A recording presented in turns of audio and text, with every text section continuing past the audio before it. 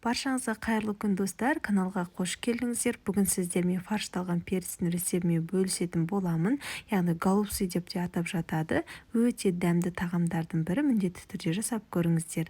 Ол үшін бізге ең бастысы осындай фарш және де перец қажет болады. Етті, қызыл түрлері болса тіпті керемет, барлығын осылай тазалап жуып аламыз.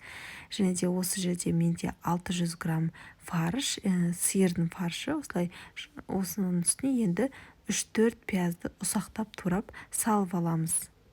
Келесі кезекте біз күрішімізді салатын боламыз. Күрішті мен жақсылап жуып, ыстық суға бір жарты сағатқа салып қойдым. Күрішті өлшегенде мен осы кесемен жарты кесе алдым. Және де бұл ыстық суда тұрғаннан кейін осылай бөгіп бір кеседей болды.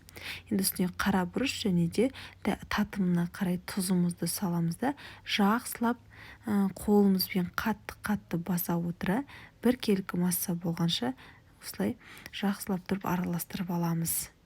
Міне бізде фаршымыз дайын салмасы. Енді осылай қуыратын заттарды осылай турап дайындап алдым. Ендігі кезекте осы дайындап алған фаршымызды перецтердің ішіне салып шығатын боламыз. Түптеріне дейін жеткізіп, жақсылап қолымызбен нығыздап салып аламыз. Осылай қатты толтырып жүрмейміз. Осы ретпен барлық перцтерімізді ішіне салмасын салып шығамыз.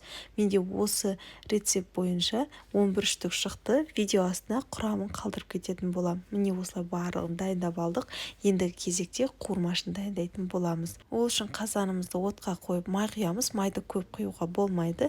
Енді май қызғаннан кейін үстінен бірінші пиязымызды салып қуырып аламыз қызарғанша.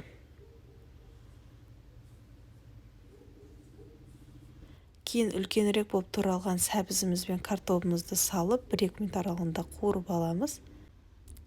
Кейін татымына қарай тұзымызды және де 1 ас қасық немесе 1,5 ас қасық томат пастасын саламыз. Мен 1,5 ас қасық қолдандым, себебі осы томат пастасы дұрыс қызармайды, сондықтан 1,5 қасық салдым. Тағы да 1-2 минут жақсылап тұрып қуырып аламыз да, кейін тағы да араластырып, енді осының үстіне жаңағы перцтерімізді, фаршталған перцтерімізді орналастырып шығамыз. Үстіңгі жағын осылай үстіге қарай қаратасыздар. Ауыз жақтарын, яғни міне осылай барлығын реттеп салып аламыз да, енді үстіне салқын су құямыз. Біздің перцтеріміз батып тұратындай етіп құйып шығамыз. Егер де сіздер сорпасыз қаласаңыздар, сорпасын түбінен жартысы қылып құйсаңыздар да болады. Біз сорпамен ішкенді жақсы көреміз, сондықтан перцтеріміз батып тұратындай етіп су құйып, қиғайлап қақпағын жауып, қайнағанша қалдырамыз. Міне осылай қайнап шығатын болады. Қайнағаннан кейін қалауларыңыз бойынша үстіндегі осылай көбіктерін алып тастайсыздар. Барлығын әдемілеп алып тастап, тұзын көріп, қиғайлап қақпағын жауып, орташа отта бүлкілдетіп 40-45 минут аралығында пісіріп аласыздар. 45 минуттан кейін міне осылай пісіп шығады.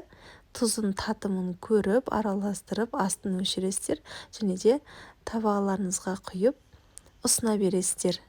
Осымен біздің тамағымыз дайын. Міндетті түрде жасап көріңіздер, өте дәмді болып шығады. Видео ұнаса лайк басып, каналға тіркелуді ұмытпаңыздар. Алдағы уақытта сіздермен көптеген рецептермен бөлісетін боламын. Менімен бірге болғандарыңызға рахмет. Сіздермен болған Ақбота.